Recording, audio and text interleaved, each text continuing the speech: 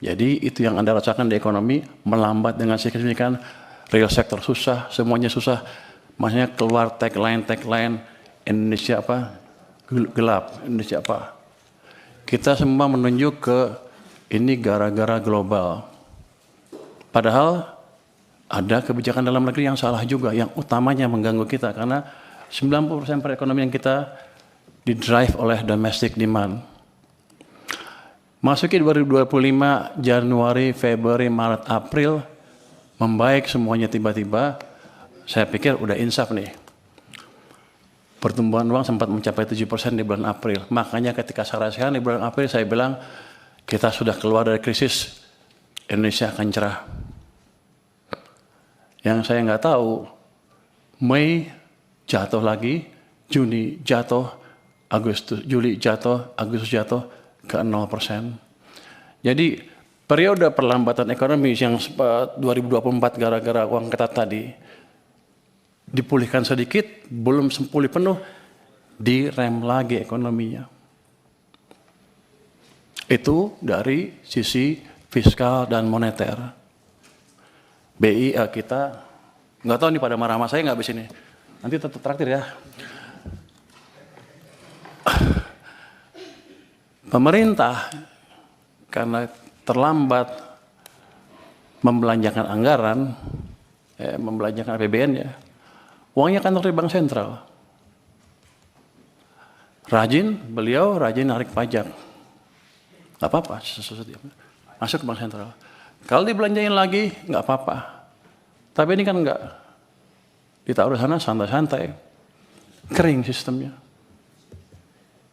Bank sentral kita juga sama, katanya saya nanti kan penguasa ya, katanya punya apa di KSS saya boleh menggayat sedikit kan ya, jadi saya berani ngomong sedikit sekarang. Dulu saya nggak berani karena saya di LPS, wewenang saya nggak sampai sana. Jadi dua sisi mengetatkan kebijakan kita. Bank naruh uangnya di bank, padahal uang kita banyak. BI menyerah sampai 800 triliun, pemerintah pada satu titik sampai 500 triliun sampai lebih di bank sentral, sistem kekeringan. Yang Bapak-Bapak rasakan adalah yang kemarin demo itu karena tekanan berkepanjangan di ekonomi karena kesalahan kebijakan fiskal dan moneter sendiri yang sebetulnya kita kuasain. Yang jadi pertanyaan saya kan, di sini Komisi 11 rapatnya dengan Menteri Keuangan berapa ratus hari dalam setahun. Kenapa tidak pernah mempertanyakan itu? Dan sekarang saya datang ke sini tiba-tiba, udah semuanya pertanyaan banyak sekali yang harusnya sudah putus pada waktu itu. Tapi nggak apa-apa. Jadi ke depan yang saya lakukan adalah memperbaiki itu sebelum merubah yang lain-lain. Struktural lain kita bisa rubah, tapi quick win-nya di situ.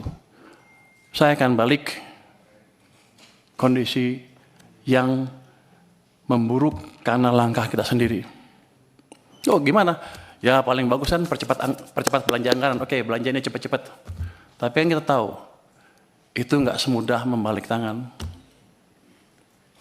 Saya pernah tanya Pak Jokowi dulu waktu saya di istana, Pak balikin uangnya ke sistem. Loh apa bedanya? Kan nggak bisa belanja juga. Pak, kalau uang Bapak ditaruh di BI, dosa Bapak dua. Satu, Bapak nggak bangun ekonominya. Yang kedua, sistem kering, nggak bisa bangun juga. Jadi kalau balikan ke sistem perekonomian, ke bank, himbara misalnya, dosa Bapak tinggal satu, yaitu satu yang nggak bangun aja, tapi ekonominya bisa jalan. Kalau itu yang dimanfaatkan adalah real sector.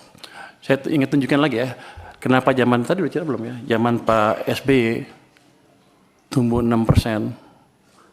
Zaman Jokowi rata-rata 5% apa di bawah Pak SBY yang Pak Jokowi ya. Kalau Anda lihat di pertumbuhan uang MNO-nya, base money, teori dasar moneter itu, di zaman Pak SBY rata-rata tumbuh 17% lebih. Akibatnya uang di sistem cukup, kredit tumbuh berapa? 22%. Jadi pada waktu zaman Pak SBY, walaupun dia nggak bangun infrastruktur habis-habisan, private sector yang hidup, yang menjalankan ekonomi. Itu berhubungan juga dengan rasio tax. Ketika tax private sector yang jalan, dia akan lebih banyak bayar pajak dibanding pemerintah. Tax ratio kita tumbuh 0,5% lebih tinggi dibanding ketika zaman Pak Jokowi.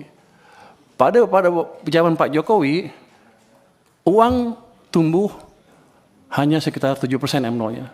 Bahkan di titik-titik itu sepanjang tahun, 2 tahun terakhir sebelum krisis, itu tumbuhnya 0%. Memang ekonomi sedang dicekek.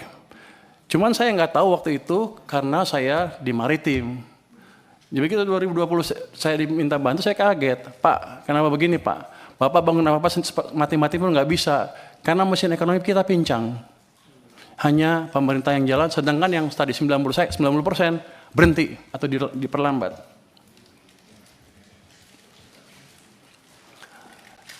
Zaman Pak Prabowo juga bisa sama. Ini sekarang masih baru. Kalau pemerintahnya masih lambat belanjanya dan mencekik perekonomian juga dari sisi lain dan moneternya juga sama, maka akan lebih buruk dibanding yang 2 zaman sebelumnya.